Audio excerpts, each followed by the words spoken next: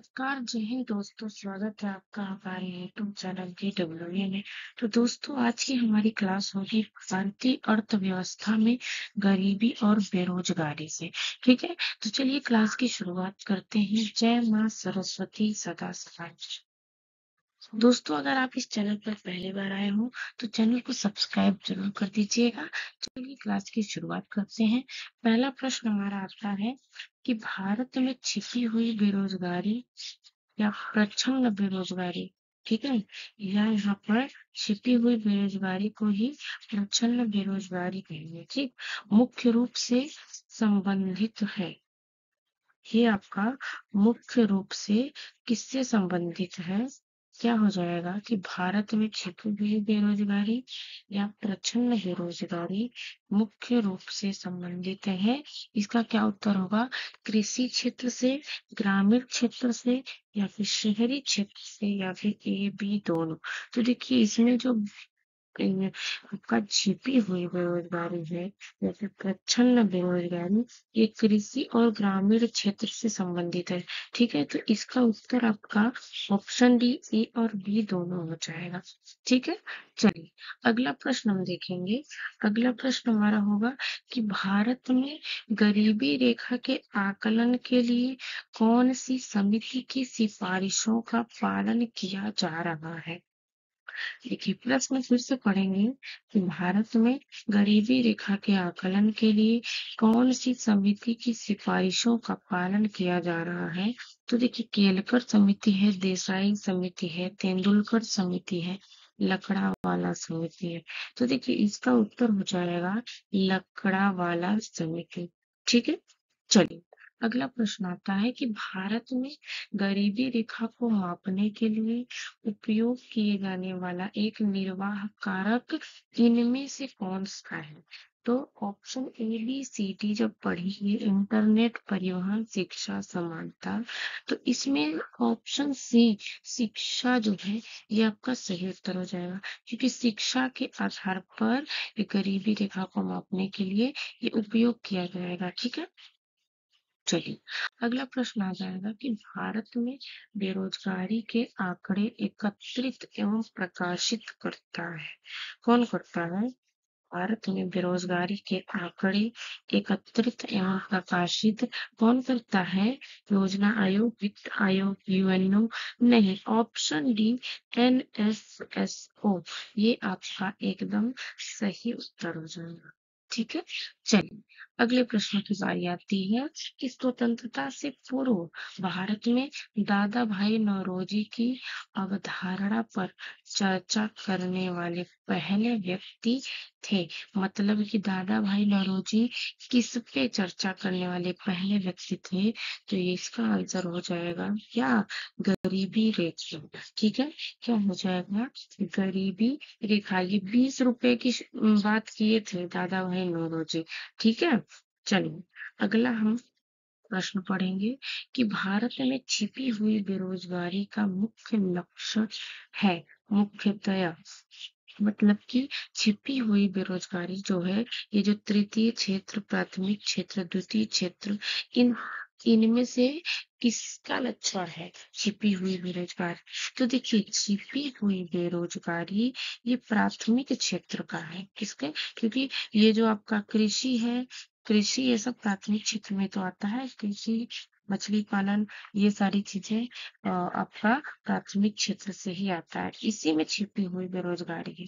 ठीक है, चलिए अगला प्रश्न आ जाएगा कि छोटे किसान और मौसमी मजदूर जैसे लोग जो नियमित रूप से गरीबी के दायरे में अंदर और बाहर होते रहते हैं, उन्हें किस रूप से वर्गीकृत किया जाता है? फिर से पढ़ेंगे प्रश्न को कि छोटे किसान और मौसमी मजदूर जैसे लोग जो नियमित रूप से, मतलब हमेशा गरीबी के दायरे में अंदर बाहर होते रहते हैं, उन्हें किस रूप से वर्गीकृत किया जाता है?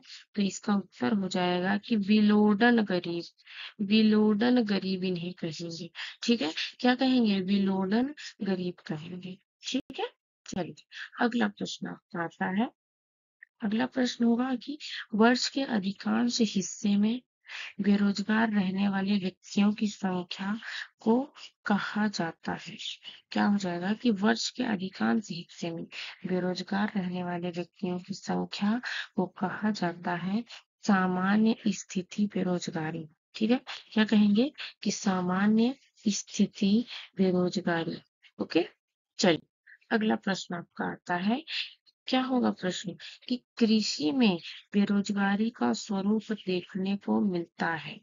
बेरोजगारी का स्वरूप मतलब बेरोजगारी के प्रकार में देख लेंगे। ये देखिए, संरचनात्मक बेरोजगारी ये आ जाएगा, मौसमी बेरोजगारी ये भी आ जाएगा, घर्षणात्मक बेरोजगारी ये भी आएगा। ये ऑप्शन डी उपरोक्त सभी आपका सही उत्तर हो जाएगा। ठीक है, सब इसका सब पूरा सही है। ये बेरोजगारी के स्वरूप देखने को मिलता है तीनों का तीनों। ठीक है, चलिए अगला प्रश्न आएगा कि जब श्रमिक एक नौकरी से दूसरी की ओर जाते हैं तो इसे जाना जाता है। क्या हो जाएगा कि जब श्रमिक मजदूर एक नौकरी से दूसरी नौकरी की ओर जाता है तो इसे जाना जाता है। इसे हम क्या कहेंगे? इसे मौसमी बेरोजगारी कहेंगे। क्या कहेंगे? मौसमी बेरोजगारी कहेंगे। ठीक है, चलिए अगला प्रश्न आता है कि भारत जैसे अल्प विकसित क्षेत्र में अधिकांश बेरोजगारी निम्नलिखित में से किस तरह की होती है? किस तरह की होती है? भारत जैसे अल्प विकसित क्षेत्र में अधिकांश बेरोजगारी निम्नलिखित में से किस तरह की होती है? तो ये होती है संरचनात्मक। इसे क्या नाम देंगे हम? यह संरचनात्मक होती है। ठीक है, चलिए अगला प्रश्न होगा कि बंधुआ मजदूरी पर रोक अधिनियम पास हुआ था। बंधुआ मजदूरी पर रोक अधिनियम कब पास हुआ था? तो इसका उत्तर हो जाएगा 1976। क्या हो जाएगा? 1976 में बंधुआ मजदूरी पर रोक अधिनियम पास हुआ था। ठीक, चलिए अगला प्रश्न आता है कि गरीबी पर रंगराजन समिति ने भारत सरकार को अपनी रिपोर्ट कब सौंपी थी? तो देखिए, रंगराजन समिति की जब बात करेंगे तो ये आपका 2014 इसका उत्तर एकदम सही हो जाएगा, 2014। ठीक है, चलिए अगला प्रश्न आता है कि भारत में छिपी बेरोजगारी मुख्य रूप से किस क्षेत्र में है? शायद हमने पीछे आपको बताया, तो ये कृषि क्षेत्र से ही होगा। ठीक है, कृषि क्षेत्र से। अगर यहाँ पे ये कृषि नहीं रहता, ग्रामीण क्षेत्र रहता, तो इसे भी हम मार सकते हैं, इस उत्तर को भी हम चयन कर सकते हैं, लेकिन अगर कृषि है तो आपका ये एकदम सही उत्तर हो जाएगा। ठीक है, चलिए अगला प्रश्न आता है कि गरीबी हटाने के लिए पहली बार किस योजना में जोर दिया गया था? गरीबी हटाने के लिए पहली बार पांचवी पंचवर्षीय योजना में जोर दिया गया था। ठीक है? चलिए अब हम बात करेंगे अगले प्रश्न की। अगला प्रश्न हमारा आता है कि किसके द्वारा जीवन के निर्वाह लागत सिद्धांत का प्रयोग किया गया? किसके द्वारा जीवन के निर्वाह लागत सिद्धांत का प्रयोग किया गया था? तो ये ऑप्शन ए दादा भाई नौरोजी। ठीक है, दादा भाई नौरोजी के द्वारा ही जीवन के निर्वाह लागत सिद्धांत का प्रयोग किया गया था। ओके, चलिए फिर बात करेंगे हम अगले प्रश्न की। लॉरेंज वक्र क्या दर्शाता है? ये लॉरेंज वक्र क्या दर्शाता है? आय वितरण दर्शाता है। क्या? आय वितरण दर्शाता है। ठीक है, लॉरेंज वक्र क्या दर्शाता है? आय वितरण दर्शाता है। बात करेंगे हम अगले प्रश्न की। विषमता समायोजित प्रति व्यक्ति आय अवधारणा का प्रतिपादन किसने किया? विषमता समायोजित प्रति व्यक्ति आय अवधारणा का प्रतिपादन किसने किया? अमर्त्य सेन ने किया है, डॉक्टर अमर्त्य सेन ने किया है। ठीक है, चलिए अगले प्रश्न की बात करेंगे कि प्रच्छन्न बेरोजगारी का अर्थ समानतः है जहां पर क्या होता है? श्रम की सीमांत उत्पादकता शून्य है।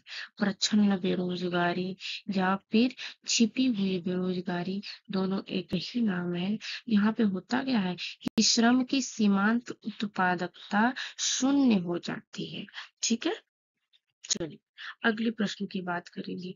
वह बेरोजगारी जो वर्ष के कुछ निश्चित समय में बनाई जाती है, जब माल और सेवाओं की मांग सामान्य की तुलना में कम होती है, तो वह क्या कहलाती है? तो फिर से प्रश्न हम पढ़ेंगे। वह बेरोजगारी जो वर्ष के कुछ निश्चित समय में बनाई जाती है और जब माल और सेवाओं की मांग सामान्य की तुलना में कम होती है, तो इसे क्या कहेंगे? इसे कहेंगे मौसमी बेरोजगारी। ठीक है, क्या कहेंगे? इसे हम मौसमी बेरोजगारी कहेंगे। चलिए अगला प्रश्न आता है कि प्रच्छन्न बेरोजगारी को और किस नाम से जानते हैं? तो इसका क्या होगा? अल्प रोजगार। इसको क्या कहेंगे? अल्प रोजगार। ये भी इसका सही उत्तर हो जाएगा। ठीक, चलिए अगला प्रश्न आता है कि गिनी गुणांक किसके लिए प्रयोग किया जाता है? गिनी गुणांक ये आपका होता है आय और असमानता को मापने के लिए गिनी गुणांक का प्रयोग किया जाता है। किसके लिए? आय और असमानता को मापने के लिए। ठीक है, गिनी गुणांक का प्रयोग कहाँ होता है? आय और असमानता को मापने के लिए किया जाता है। ठीक है, चलिए अब बात करेंगे हम अगले प्रश्न की। अगला प्रश्न हमारा आ जाता है, क्या होता है? अगला प्रश्न की बहुआयामी निर्धनता सूचकांक को वर्ष 2010 में मानव रिपोर्ट में अपनाया गया। इसका क्या हो जाएगा? क्या है प्रश्न? कि बहुआयामी निर्भरता सूचकांक को वर्ष 2010 में मानव रिपोर्ट में अपनाया गया। ये क्या हो जाएगा? ये गरीबी सूचकांक होगा। क्या हो जाएगा? गरीबी सूचकांक होगा। ठीक है, गरीबी सूचकांक को अपनाया गया था। ओके, चलिए अगले प्रश्न की बारी आएगी। तो जीवन की न्यूनतम आवश्यकताओं को प्राप्त करने के लिए न्यूनतम आय की अनुपस्थिति किस प्रकार की गरीबी से संबंधित है? तो देखिए ये आपका निरपेक्ष गरीबी हो जाएगा। ठीक है, जिसमें आपकी मूलभूत आवश्यकताओं या फिर न्यूनतम आवश्यकताओं की भी पूर्ति नहीं हो पा रही है, तो आपका हो जाएगा निरपेक्ष गरीबी। ठीक है, चलिए अगले प्रश्न की बारी आएगी कि भारत में गरीबी रेखा का निर्धारण करते समय भोजन की न्यूनतम आवश्यकता को ध्यान में रखा जाता है। तो ये ग्रामीण क्षेत्रों में प्रति व्यक्ति प्रतिदिन की औसत आवश्यकता कितनी है?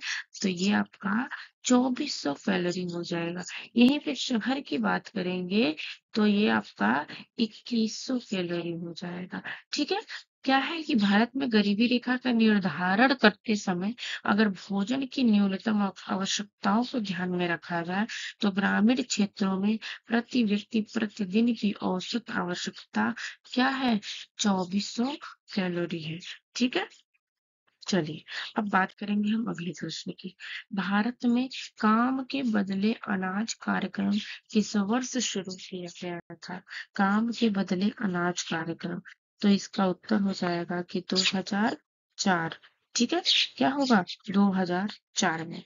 ठीक, चलिए अगला प्रश्न आता है कि गरीबों के दुष्चक्र की अवधारणा किससे संबंधित है?